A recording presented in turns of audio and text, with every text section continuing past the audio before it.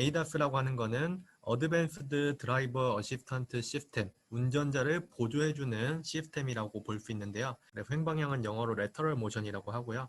이제 조향, 우리가 운전대를 좌우로 움직이게 되면은 차가 좌우로 움직이게 되죠. 그래서 운전대를 회전하는 거에 따라서 바뀌는 방향을 우리가 횡방향이라고 하고요.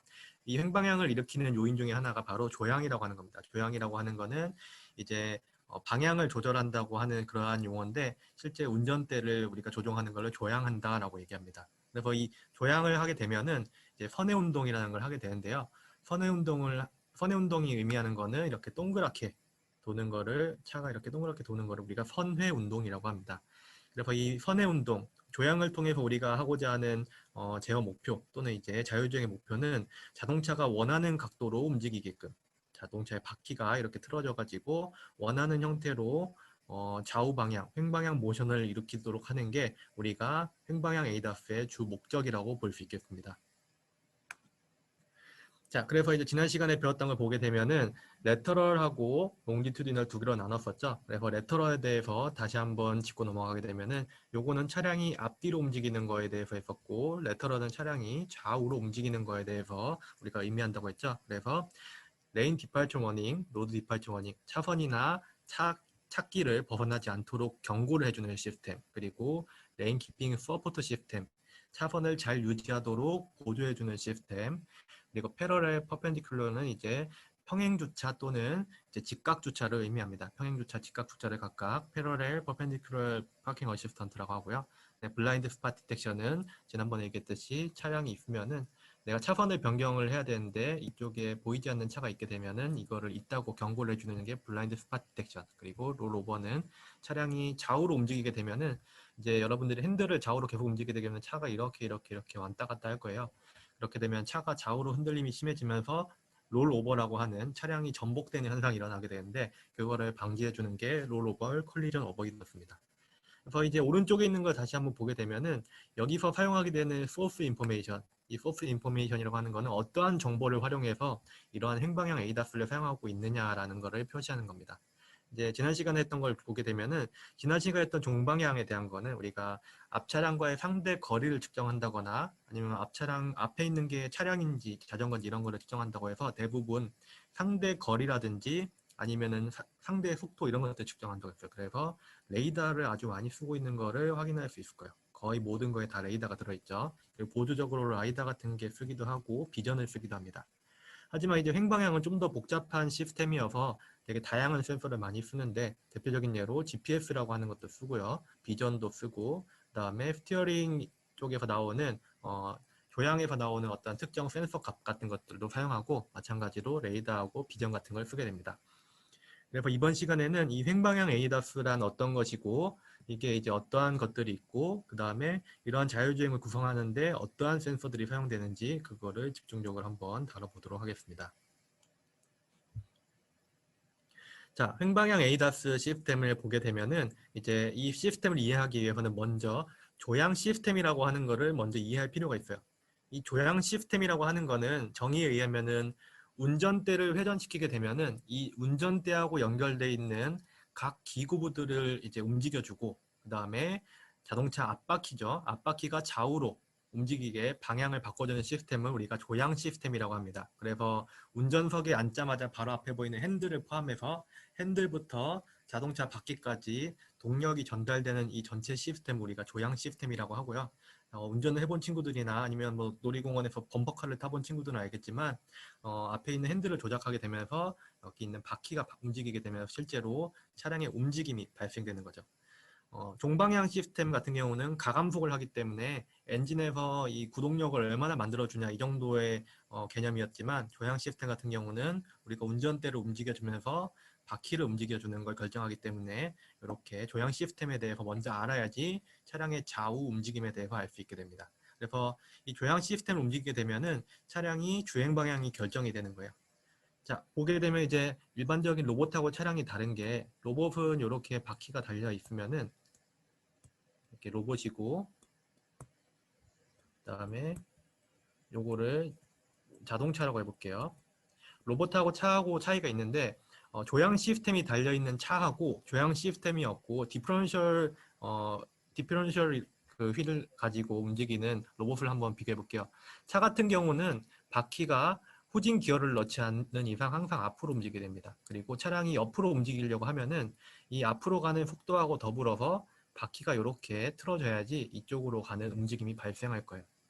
하지만 이제 로봇은 조향 시스템이 없고 이 바퀴의 차이만 가지고도 움직일 수 있는데 바퀴가 한쪽은 이쪽으로 움직이고 한쪽은 뒤로 움직이게끔 해주면은 이렇게 회전하면서 옆으로 가는 움직임이 발생하기도 합니다. 그래서 차량 같은 경우는 이렇게 각각의 바퀴를 따로 움직일 수 없기 때문에 이런 식으로 조향 시스템을 통해서 횡방향 움직임을 나타낸다라는 게 가장 기본적인 차량의 좌우 움직임을 발생시키는 요인입니다. 자, 그러면은 이 조향 시스템은 크게 두 가지로 나눌 수 있는데 먼저 하나는 수동 조향 장치, 그리고 또 하나는 동력 조향 장치가 있습니다. 수동 조향 장치는 그냥 사람이 앉아서 온전하게 사람의 힘만 가지고 바퀴까지 다 움직이게 하는 게 수동 조향 장치예요. 그래서 운전자가 온전히 힘을 다 실어야지 바퀴가 움직이는 거고 실제적으로 이 동작하는데 힘이 많이 들기 때문에 소형 전기차라든지 초소형 전기차 요즘 많이 나오고 있죠. 두 명에서 탈 수 있는 뭐 트위지라든지 아니면 초소형 전기차들이 나오게 되는데 그런 데에서는 동력 조향 장치가 달려 있지 않습니다.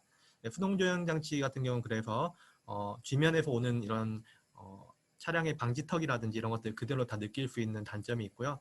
대신에 이제 고속으로 달리지 않고 한 소소형 전기차가 한 60에서 80km 정도까지 달리는 것으로 알고 있는데 그 저속에서 달리고 힘이 많이 필요하지 않기 때문에 이런 데는 많이 탑재되어 있죠. 대신 이거의 장점은 동력 조향 장치라고 하는 거는 어떤 보조 시스템을 다는 거기 때문에 가격이 더 들기 때문에 이렇게 저렴한 가격에 이런 차량을 구성할 수 있다는 장점이 있게 됩니다. 하지만 이제 동력 조향 장치 같은 경우에는 유압이나 아니면 전기 모터를 가지고 우리가 핸들을 돌릴 때 거기서 보조해주는 힘을 만들어줘요. 이거 이제 나중에 자율주행에서 가장 필요한 시스템 중에 하나가 되는데 우리가 주차를 해놓고 시동을 끈 다음에 핸들을 움직이게 되면은 차량의 바퀴가 잘 안 움직여요. 차량의 무게가 한 1톤 정도 되는데 그 1톤이 되는 거를 사람이 힘으로 돌리면서 바퀴하고 그다음에 지면하고 맞닿아 있는 그 마찰력을 이겨내기가 되게 힘들죠. 그래서 시동을 켜게 되면은 바퀴하고 그다음에 이런 것들이 잘 움직일 수 있게 조향 시스템의 옆에 모터가 달려서 같이 구동시켜 주는데 그런 것들을 우리가 동력 조향 장치라고 하고 영어로는 파워 스티어링이라고 합니다. 그래서 보조적인 힘을 줘서 운전자가 핸들을 좀 쉽게 돌릴 수 있게 해주는 거고 앞에 있던 수동 조향 장치는 초소형 전기차나 소형 전기차에 달렸다고 하면은 파워 스티어링은 이제 중형차 이상 그리고 대형 버스라든지 트럭 이런 데 많이 달려 있어서 운전자가 적은 힘을 줘서 이제 바퀴를 많이 움직일 수 있게 그리고 큰 힘을 낼 수 있게 해주는 게 동력 조향 장치입니다. 그래서 이제 수동 조향 장치 같은 경우는 핸들을 사람이 직접 움직여줘야 되고 동력 조향 장치는 핸들을 움직일 때 보조적인 힘이 나오기 때문에 상대적으로 적은 힘을 가지고도 차량을 움직일 수 있게 되는 거죠. 자, 그 다음은 이제 이 조향 시스템이 어떻게 생겼는지 한번 보도록 하겠습니다. 이 조향 시스템이라고 하는 거는 크게 조작부하고 기어부, 링크부 이렇게 세 개를 나눌 수 있는데 이 아래에 있는 그림이 여러분들이 운전대에 앉았을 때 보는 가장 기본적인 시스템이라고 보시면 됩니다. 보통 우리가 운전대는 우리나라는 기준으로 왼쪽을 앉게 되죠. 그래서 여기에 앉아 있다고 볼게요. 여기 앉아서 이렇게 운전대를 잡고 있다고 생각해 볼게요. 그러면 이렇게 이 운전대를 받고 여기에 주차 기어 같은 게 있겠죠. 그래서 여기를 좌우로 이렇게 움직여 주게 되면은 여기 바퀴까지 움직이게 되는 전체 기계적인 그림을 이렇게 그려놓은 겁니다. 그래서 보시게 되면은 이제 핸들이 있는 것과 동시에 핸들과 바퀴 사이에 어떠한 기계적인 장치에 의해서 연결되어 있는 걸 확인할 수 있죠. 그래서 이 기계적인 장치들을 일컬어서 전부 이 전체를 조향 시스템이라고 하는데요. 이 중에서 이제 이 핸들하고 그다음에 여기 길다란 막대기 를 포함해서 이 부분을 조작부라고 합니다. 이 조작부는 여기에 이제 이 막대기하고 이쪽 막대기하고 사이에 기어라고 하는 게 있는데 이 기어에다가 회전력을 전달하기 위한 부분을 조작부라고 하고요. 요만큼을 우리가 조작부라고 얘기합니다. 그래서 여기서 사람이 회전을 시키면은 기어까지 일정한 회전각이 전달이 되겠죠. 그다음에 두 번째는 이제 기어부가 있게 되는데요. 이 기어부 같은 경우는 사람이 돌린 힘을 이쪽에 아래에 있는 렉바라는 데에다가 전달해주는 역할을 하게 돼요. 그래서 회전 운동을 직선 운동으로 바꿔주게 돼요. 예를 들어서 우리가 운전대를 회전시키게 되면은 이거는 이제 좌우 운동이 아니고 회전 운동인데 바퀴는 실제로 좌우로 움직여가지고 이게 방향이 이렇게 바뀌기도 하고 아니면 반대쪽으로 이렇게 바뀌기도 하죠. 그래서 회전 운동을 직선 운동으로 바꿔주는 게 필요한데 그게 바로 여기 기어보에서 하는 거고 주로 이거는 렉 앤 피니언 방식으로 많이 쓰게 됩니다. 요거는 다 뒤에 설명할 기회가 있으면 좀 더 설명해 줄게요. 그래서 회전 운동을 직선 운동으로 바꿔줘서 실제로 힘이 적게 들으면서 그다음에 기계적으로 직선 운동까지 바꿔주는 역할을 하는 게 기어보가 하는 겁니다. 그리고 이제 이 기어보에서 나온 힘을 실제 바퀴하고 이 땅바닥이 닿고 있는 이 지면을 이겨내면서 바퀴가 돌아가게끔 해주는 게 바로 이쪽에 있는 링크부가 될 것입니다. 그래서 조작부, 그다음에 기어부, 그다음에 링크부 이렇게 세 가지로 나눌 수 있고 여기에는 보면 알겠지만 모터가 아직 달려있지 않은 수동 조향 시스템 형태입니다. 그래서 여기에서 모터가 어떻게 달리느냐에 따라서 이제 전동 조향 시스템, 파워 스티어링이 어떻게 구성되는지를 확인할 수 있을 겁니다. 자, 그렇게 되면 이제 우리가 횡방향 에이다스에서 이런 조향 시스템을 통해 가지고 바퀴가 좌우로 이렇게 움직이게 되는데 이렇게 바퀴가 4개가 이렇게 되면은 이렇게 회전을 할 거고요. 바퀴가 이렇게 되면은 이렇게 회전하게 될 겁니다. 그렇게 되면 우리가 조향 각에 따라서 회전 반경이 달라질 수 있는데요. 바퀴를 최대한 오른쪽으로 틀면은 회전 반경이 이렇게 작아지는 걸 볼 수 있죠. 바퀴를 살짝만 틀면은 반지름이 이렇게 큰 원을 그리면서 돌게 되는 걸 확인할 수 있어요. 그래서 우리가 이 회전하는 이 반지름을 회전 반경이라고 하는데 이 회전 반경이 작다고 하는 거는 이렇게 차가 작은 원을 그리면서 돌 수 있다는 걸 의미하고 그다음에 회전 반경이 크다고 하는 거는 차가 큰 원을 그리면서 돌 수 있다는 걸 얘기하게 됩니다. 그래서 회전 반경이 큰 시스템은 대표적인 예로 버스라든지 아니면은 트럭 같은 게 있겠죠. 도로에서 이런 차들이 유턴을 하려면은 이렇게 차선이 여러 개가 있을 때 여기 중앙선이라고 하면은 여기서 보통은 유턴을 해서 이렇게 가는 게 일반적인데 이런 차들은 회전 반경이 크기 때문에 이쪽 끝차선에서 이렇게 회전하는 거를 한 번씩 볼 수 있을 겁니다. 그래서 이러한 회전 반경은 조향 시스템이 바퀴를 얼마만큼 틀어줄 수 있냐 그러한 최대치에 따라서 달라지는 건데 보통은 일반적인 대형 트럭 차량들이 회전 반경이 크고 이제 회전 반경이 작은 거는 소형차나 중형차 이런 것들이 회전 반경의 작은 거를 확인할 수 있습니다. 자, 그러면 이제 교양 시스템의 구성하고 이제 회전 반경이라는 용어를 배웠으면은 실제 파워 스티어링이라고 하는 것이 어떤 건지 한번 살펴볼 필요가 있는데요. 이제 전체적으로 우리가 운전을 할 때 우리가 운전하는 이 운전대의 힘이 바퀴까지 어떻게 전달되는지 한번 살펴보고 그 다음에 자율주행차에서는 그러면은 이 바퀴를 어떻게 움직여주는지 한번 살펴볼 예정입니다. 자, 그래서 보게 되면은 실제로 우리가 운전대에 앉아가지고 이렇게 핸들을 돌리게 되면은 이제 조향축이라고 하는 게 이렇게 돌 거예요. 그리고 지금 여기에 있는 기어가 이제 렉앤 피니언이라고 하는데요. 여기 있는 거를 피니언 기어, 이거를 렉 기어라고 하면서 이렇게 회전 운동을 직선으로 바꾸어주는 요 세트를 렉앤 피니언 기어라고 합니다. 그래서 우리가 운전대를 회전시키게 되면은 회전 운동이 렉앤 피니언 기어를 거쳐서 직선 운동으로 바뀌게 되는 거예요. 그래서 좌우 직선 운동을 하게 되는데 여기에 이제 링크라고 하는 게 있어가지고 여기를 기준으로 요 위에 있는 게 좌우로 움직이게 되면은 이 바퀴가 이렇게 움직이기도 하고 또 이렇게 돌기도 하고 좌우 방향이 바뀌겠죠. 그래서 레겐피니언 기어가 이런 식으로 동작하게 되고 있는데 요거를 이제 모터를 통해서 어시스트 해주면은 우리가 이거를 일렉트로닉 파워 스티어링 시스템 EPS라고 하게 됩니다. 그래서 EPS라고 하는 거는 뒤에 많이 나온 용어니까 한번 이해를 하면 좋을 것 같고요. 그리고 요거는 이제 현대자동차나 다른 데서는 모터에 의해서 보조적인 힘을 만든다고 해서 모터 드리븐 파워 스티어링 시스템 MDPS라고도 얘기합니다. 그래서 이렇게 EPS랑 MDPS가 있어야지 자율주행차를 움직이게 되는데 그 이유를 살펴보게 되면은 일반적인 이 조향 시스템을 보게 되면은 여기서 우리가 이제 전자식으로 해줄 수 있는 게 없어요. 여기는 지금 완전 수동인 타입인데 만약에 우리가 요거를 자율주행 로봇이 하게끔 해주고 싶다라고 하면은 방법이 여러 가지가 있는데 첫 번째 방법은 요거를 다 지우고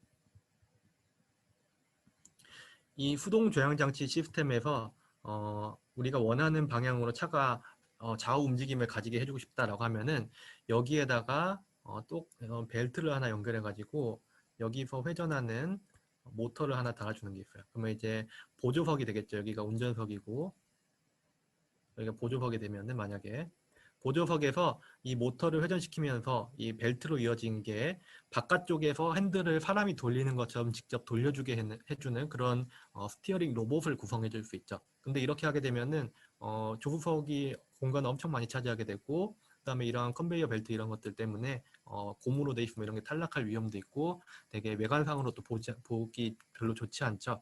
그래서 예전에 EPF라는 게 개발되기 전에는 이런 식으로도 자율주행을 연구했었는데, 최근에는 어떻게 하게 되냐면은 아까 얘기했었죠. 파워 스티어링 같은 경우는 여기에 보조적인 모터가 달려 있다고. 그래서 모터가 여기 어딘가에 달려 있어서 이쪽에 조향축으로 힘을 주기도 하고, 피니언 쪽으로 힘을 주기도 하고, 렉 쪽으로 힘을 주기도 합니다. 그러면 이제 자율주행 시스템은 원래 이 조향축을 돌리거나 피니언을 돌리거나 이 렉을 움직이는 이쪽에 전달되는 이 모터를 움직이게 되면서, 실제 바깥에서는 아무것도 없는데 안쪽에서 모터가 움직이게 되면서 핸들이 돌아가는 걸 볼 수 있게 되는 거죠. 그래서 원래는 여기서 사람이 움직일 때 이 움직이는 힘을 보조해주기 위해서 쓰는 이 모터가 자율주행에서는 이거를 중심으로 각각의 조향축이라든지 렉을 움직이는 형태로 되게 됩니다. 그래서 자율주행을 할 때는 이러한 EPS 시스템이 항상 있어야지 자동차의 좌우 방향을 만들어낼 수 있다라고 이해를 하시면 됩니다.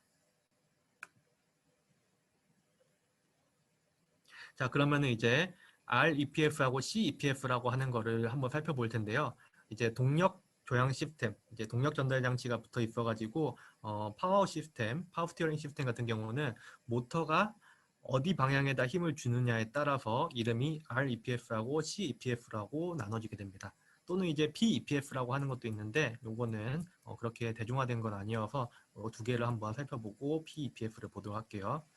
REPF는 말 그대로 요거는 렉에서 온 약자를 따서 REPF라고 하고요. C 같은 경우는 칼럼에서 왔다고 해서 칼럼 EPF라는 형태로 이렇게 의미하는데요. 렉이라고 하는 건 아까 렉 앤 피니언을 봤듯이 이 부분을 우리가 렉이라고 합니다. 그래서 모터가 렉에 바로 붙어 있는 걸 볼 수 있고요. 그다음에 칼럼 EPF는 조향축이라고 했죠. 이 조향축을 우리가 영어로 칼럼이라고 하는데, 모터가 이쪽에 붙어 있는 것을 확인할 수 있어요. 그래서 이 모터가 그 차량의 바닥에 있는 렉 쪽에 힘을 주게 되면은 REPS, 그다음에 조향축에다가 힘을 주게 되면은 칼럼 CEPS가 되게 됩니다. 이 그 렉에다가 힘을 주게 되면은 이제 보통 충분한 되게 힘을 많이 필요로 하기 때문에 여기에서 이제 우리가 그 모터랑 부가적인 시스템을 장착해주기 위해서 충분한 공간이 필요한데요. 예를 들어서 아까 여기서 적은 힘을 주더라도 기어비를 통해 가지고 이쪽에 큰 힘을 전달한다고 했는데, 여기서 모터가 바로 이제 렉에다가 힘을 주기 때문에 출력이 다른 타입들보다 좀 더 크게 줄 수 있는 형태가 됩니다. 그리고 이제 칼럼 같은 경우는 여기에 칼럼에다가 주기 때문에 REPF보다 출력은 작지만 이거 기어비를 통해 가지고 결국 좀 증폭된 힘이 바퀴에 전달되기 때문에 이런 식으로 구성을 해도 좀 적은 출력으로도 충분히 자율주행을 구성할 수 있는 형태가 되는 거고요. PEPF는 여기 피니언 기어 쪽에 모터가 달려있는 거를 PEPF라고 한다고 그냥 상식 정도로만 알고 계시면 될 것 같습니다. 그래서 REPF 같은 경우는 주로 이제 중형차 이상, 세단급에다가 많이 쓰이고 있고, 세단이라고 하면은 뭐 제네시스라든지 아니면 이제 대형차, 대형 승용차에 많이 달려 있고요. CEPF 같은 경우는 소형차, 아반떼라든지 그 밑에 급의 차량에 CEPF가 많이 달려 있습니다. 그래서 CEPF든 REPF든 요즘 나오는 차량은 이렇게 전자식으로 모터가 조향각을 만들어낼 수 있게 보조해주는 시스템이 기본적으로 장착되어 있다라고 이해를 하시면 될 겁니다. 자, 그렇게 되면은 우리가 실제로 이 횡방향 ADAS 시스템의 조향이 자동차를 어떻게 움직이는지 한번 전체적인 절차를 한번 살펴볼 건데요.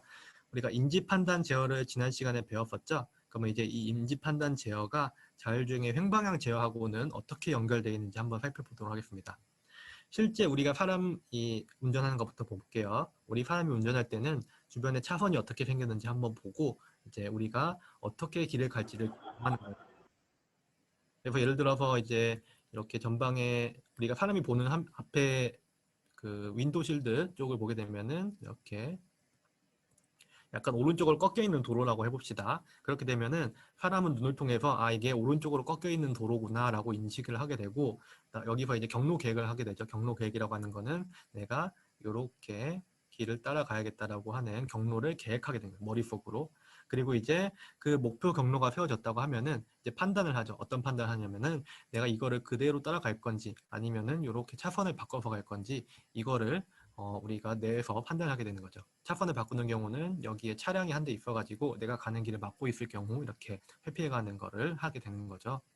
그 다음에 이렇게 내가 회피해가는 경로를 만약에 결정했다고 하면은 이 회피를 하기 위해서 내가 이 조향 핸들을 얼마만큼 돌려야 되는지를 결정하게 됩니다. 그거를 이제 목표 조향각이라고 하게 되는데 이 핸들 각도를 얼마만큼 틀어야지 내가 이 경로를 잘 쫓아갈 수 있을까를 제어를 하게 되는 거예요. 그래서 손으로 제어를 하는 거를 하게 되는 거고 여기까지가 이제 사람이 기본적으로 하는 거예요. 그럼 핸들을 돌리게 되면은 그 다음부터는 이미 자동차에 장착되어 있는 EPS라든지 여러 가지 시스템이 자동적으로 움직이게 되는 거고요.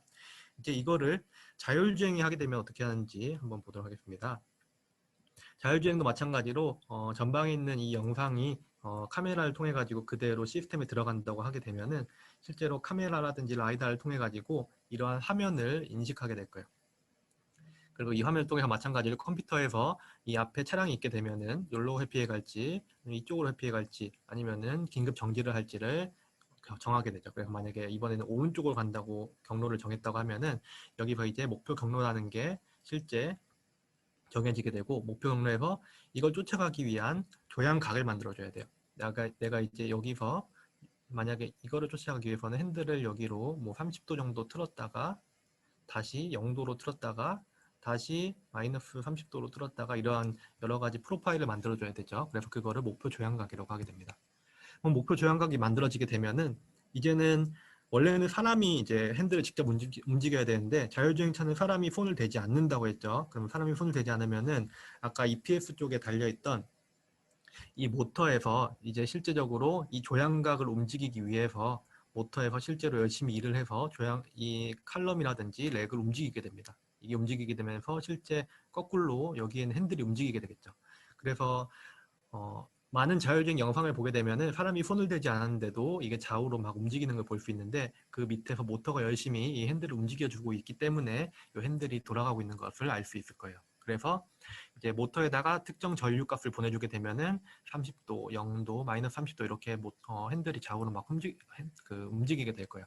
그러면 이제 모터 회전각에 따라서 실제 조향 시스템이라고 하는 걸 거쳐서 이렇게 바퀴가 있으면은 만약에 CPS라고 하면 여기 모터가 있어서 모터가 열심히 회전해서 얘도 움직이게 되고 얘도 움직이게 돼서 조향 시스템을 거쳐서 실제 바퀴도 움직이게 되고 여기 있는 핸들도 움직이게 되는 거죠. 그래서 인간이 하는 거는 핸들을 움직여서 요 바퀴를 움직인다고 하면은 자율주행차는 여기 있는 모터를 움직여 가지고 핸들하고 바퀴를 움직이는 형태가 된다고 보시면 됩니다. 자, 그러면 여기서 이제 또 하나의 개념이 있는데 바로 상위 제어기하고 하위 제어기라는 게 있습니다. 자, 상위 제어기하고 하위 제어기라고 하는 개념을 먼저 한번 보게 되면은 우리가 아까 이제 그림을 다시 한번 그리면은 이렇게 이번에 왼쪽으로 그려볼까요? 이렇게 길이 이렇게 생겼고 뭐 이렇게 신호등이 있다고 해볼게요. 그럼 이제 내가 여기서 이 길을 따라갈 건데 전방에 장애물이 이렇게 하나 있다고 해보겠습니다. 그럼 내가 이렇게 가는 게 아니라 이렇게 회피가 가는 거를 만드는 게 아까 자율주행 경로 계획이라고 했어요. 그래서 우리가 이 전체 영상을 보고 내가 가야 할 길을 이렇게 고르는 게 우리 자율주행에서는 상위 제어기라고 하게 됩니다. 보통은 요거를 다른 말로는 경로 계획이라고도 얘기를 해요. 그리고 이제 하위 지역에서는 이제 우리가 만들어진 이 경로를 따라가기 위한 목표 조향각을 쫓아가는 걸 얘기하는데요. 아까 이제 핸들이 이렇게 30도에서 0도, 마이너스 30도 이렇게 움직이는 각도가 나온다고 했죠. 그래서 목표 조향각이 나오면은 여기서 이제 하위 지역을 통해 가지고 모터에 넘어가는데 하위 지역엔 다른 말로 모터 지역이라고도 하게 됩니다. 그리고 여기 경로 계획에서는 경로 계획과 더불어서 경로 제어도 같이 얘기하는데 자율주행 제어기를 짠다고 하면은 우리는 이제 상위 제어기를 만드는 걸 우리가 자율주행 제어기를 설계한다 라는 걸 의미하는 겁니다. 그래서 하위 제어기라고 하는 이 모터 제어는 실제 일반적으로 EPS 쪽에 움직이는 그런 걸 의미하는 거고 자율주행 쪽에서 어떠한 차량의 핸들을 조작하고 이렇게 한다라고 하면은 이렇게 자율주행 경로 계획하고 자율주행 경로 제어를 하는 이 부분을 우리가 자율주행 제어기라고 얘기하게 됩니다. 그래서 이제 실제로 여러분들이 나중에 제어기에 대한 얘기를 할 때는 이 부분을 얘기해야지, 이 부분은 하위단에서 모터를 얼마만큼 잘 움직여주냐에 대한 거기 때문에 실제로 자율주행 개발자들은 이 부분을 다루고 있다는 걸 머릿속에 인지하시고 계시면 좋을 것 같습니다. 자, 그러면 요거를 이제 실제 자동차의 움직임하고 같이 한번 살펴보도록 할게요. 이제 주행 환경 인지를 통해서 자율주행 경로 계획을 해서 목표 경로라는 걸 만들었더니 이렇게 목표 경로라는 게 정해졌습니다. 이거는 이제 자동차를 하늘에서 내려다 봤을 때 내가 원하는 목표 지점까지 어떻게 갈지를 이렇게 하는 거예요. 그래서 이렇게 목표 경로가 정해지게 되면은 자동차가 만약에 조향을 아무것도 하지 않으면 일단 직진을 하겠죠. 앞으로 직진을 계속하게 되는데 직진을 하다가 실제 앞으로 가다 보니 내가 가야 되는 경로는 여기 있는데 나는 계속 직진을 하게 되는 거야. 그렇게 되면은 이 차량에 있는 컴퓨터는 더 이상 직진으로는 내가 가야 할 이 경로를 따라갈 수 없다는 거를 인식하게 됩니다. 그렇게 되는 순간부터 이제 우리가 횡방향 오차라고 하는 뒤에서 배우는 이제 오차가 발생하게 되는데 이 오차를 줄이기 위해서 핸들을 조작하게 돼요. 핸들을 조작하게 되면 결국 이 바퀴 방향이 바뀌게 되면서 회전 반경이 생기고 차량이 오른쪽으로 움직일 수 있게 되는 거죠. 그래서 자율주행 자동차에서 상위 제어기라고 하는 것이 이렇게 목표 경로하고 실제 차량하고 어떠한 오차가 발생했을 때 핸들 조작을 통해 가지고 오차를 감소하기 위한 노력이 자율주행 자동차에서 이루어지는 제어 방식이라고 보시면 됩니다. 다시 한번 얘기해 드리면은 실제 이제 자율주행 차라고 하는 게 우리가 인지나 판단 쪽에서 열심히 길을 만들어줬으면 이 길을 잘 쫓아가야겠죠. 그래서 길을 쫓아가는데 이렇게 길이 이렇게 있을 때 직진만으로 갔더니 더 이상 쫓아갈 수 없는 상황이 발생했어요. 그때는 이제 브레이크랑 악셀뿐만 아니라 핸들이라고 하는 것도 같이 움직여줘야 되는데 핸들을 움직이는 목적 중에 하나가 여기 있는 경로를 잘 쫓아가기 위함이에요. 그 경로를 쫓아가기 위해서 횡방향 오차라고 하는 걸 줄여야 되는데 횡방향 오차라고 하는 거는 자동차가 현재 목표 경로하고 어느 정도 차이를 가지고 있는지를 횡방향 오차라고 얘기합니다. 그래서 목표 경로하고 차량의 오차를 감소하기 위해서 핸들 조작을 하는 것을 자율주행 제어기, 그 중에서도 횡방향 제어기라고 얘기하게 됩니다. 그래서 횡방향 ADAS에서는 이런 횡방향 제어기가 있어야지 자동차가 움직이게 되는 거고 그 전 단계에서 주행 환경 인지를 잘 해줘서 장애물도 잘 인식해야 되고 이 경로라고 하는 것도 잘 만들어줘야지 횡방향 제어기가 잘 동작할 수 있게 되는 거죠. 자, 그러면 이제 지금까지는 횡방향 제어기가 어떤 식으로 차량을 움직이게 되는지 한번 배워봤어요. 우리가 자율주행 종방향에서는 차량의 엔진의 구동이라든지 브레이크 페달과 악셀을 통해 가지고 차가 앞뒤로 가는 걸 움직였는데 이 앞뒤로 움직이는 건 상대적으로 쉬웠고 횡방향이라고 하는 거는 목표 경로가 있으면은 그 목표 경로를 따라가기 위해서 이 핸들이라고 하는 걸 조작해 주면서 이 차량이 원하는 목표 경로를 잘 쫓아갈 수 있게 해주는 거고요. 이것과 관련된 어플리케이션, 횡방향 어드밴스드 드라이버 어시스턴트 시스템 같은 경우는 이제 여러 가지가 있는데 주로 레인 키핑 시스템, 레인 체인지 시스템 등 이런 것들이 있는데 이 종류에 대해서 한번 살펴보도록 하겠습니다. 먼저 이제 레인 키핑 시스템이라고 하는 거는 이름에서 알 수 있듯이 차선의 중앙을 유지하도록 해주는 차선 유지 시스템이에요. 그래서 여러분들이 운전대 이렇게 운전을 해보시면 알겠지만 이렇게 핸들이 있고 여기 핸들에 보면 이제 이렇게 생긴 조그마한 버튼이 하나 있어요. 이거는 핸들이고 실제 여기에 있는 버튼인데 요거 버튼을 누르게 되면은 레인 키핑 시스템 또는 레인 키핑 어시스턴트 시스템이 동작해서 내가 핸들에 손을 놓더라도 차선의 중앙을 잘 쫓아갈 수 있게 해주는 그런 시스템이 실제 차량에 장착되어 있습니다.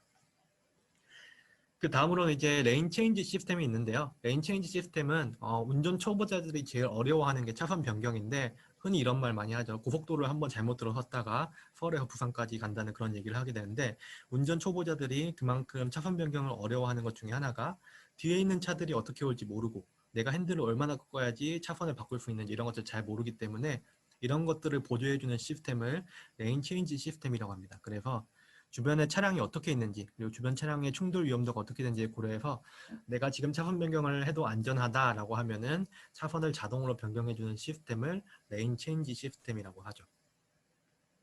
그 다음에 이제 포워드 콜리전 어보이던스가 있는데 이제 이거는 포워드 콜리전 워닝하고는 좀 다르게 워닝 같은 경우는 이제 전방 충돌에 위험이 있다고 알려주기만 하는 거고 어보이던스라고 하는 거는 이제 회피까지 같이 하는 거예요. 그리고 회피라고 하는 거는 일반적으로 이제 조향이라는 거를 같이 내포하고 있다고 보면 됩니다. 이제 차량의 핸들을 조작해야지 차량이 이제 회피를 할 수 있는 거기 때문에 이거는 횡방향 ADAS 쪽에 분류가 됩니다. 그래서 보행자라든지 자동차 등이 앞에 갑자기 나타나거나 아니면 급정거를 했을 때 요거를 제동하고 회피를 같이 해주는 시스템을 포워드 콜리전 어보이던스 시스템이라고 하고요. 그리고 차선과 관련된 또 다른 시스템 중에 하나가 레인 디파처 워닝 시스템. 내가 이제 차선 유지는 하지 않지만 차선을 벗어나려고 할 때 경고를 해주거나 안쪽으로 핸들을 이렇게 툭툭 쳐주는 형태의 시스템을 레인 디파처 워닝 시스템이고요.